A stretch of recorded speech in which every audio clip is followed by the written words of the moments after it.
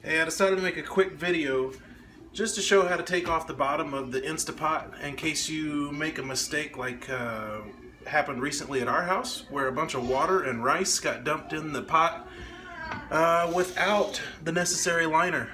So rice and water, well, mostly water, poured out the bottom, and there's a lot of rice stuck on the inside, you can hear. So we need to get that out.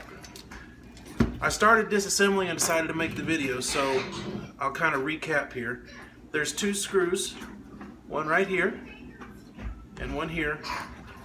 That those finished taking those out, and then right next to the screws you'll see a little indentation that you can get a screwdriver or a pick under, and that allows the bottom piece to come off. And then there are three more screws here, here, and here that will take off, that will allow the bottom ring to completely come off. And that, at this point, is what's catching all the rice. And every time I turn it, little bits more fall out. Once those three screws are out, you'll reach in to the inside lip and you can get the tips of your fingers under the outside and pop off the ring. Now, there's still a lot of wires attached, so I'm not going to undo it because I'm not doing any repairs. I just want to empty all this rice out of here. Give it a few shakes. Boy, it's still a lot of rice everywhere.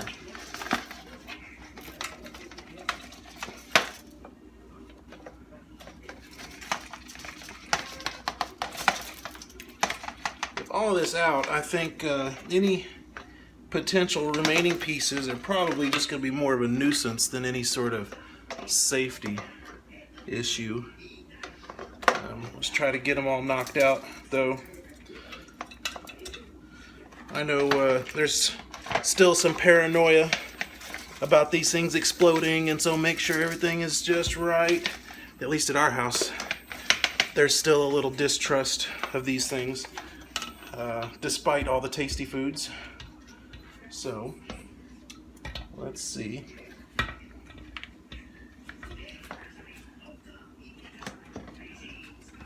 In my moving around, this one wire did come unplugged, this yellow one.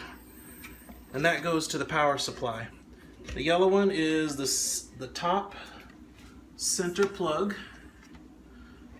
If you happen to have the same issue, I guess just for documentation's sake, the plugs there, the two that are in line with each other, blue on the left, red on the right.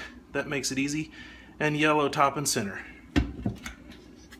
So I think we've got all the rice out of here.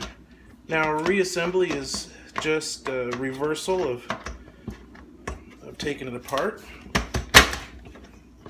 Snap this ring back in place.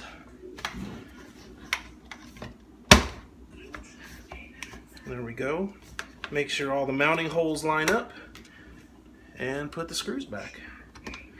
You are good to go.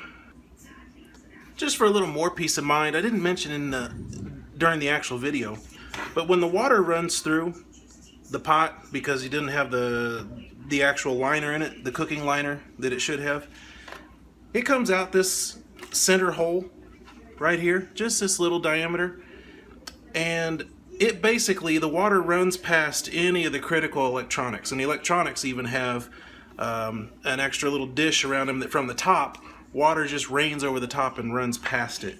So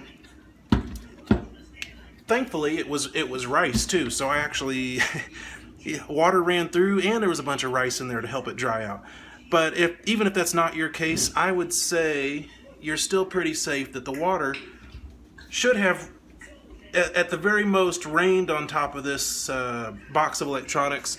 I'm guessing it ran past it without touching it, and then ran through the holes on the bottom of the pot, because I'm sure they figured we're going to make this mistake. So unless you see some corrosion or anything troublesome, I would say your pot is perfectly safe to use again.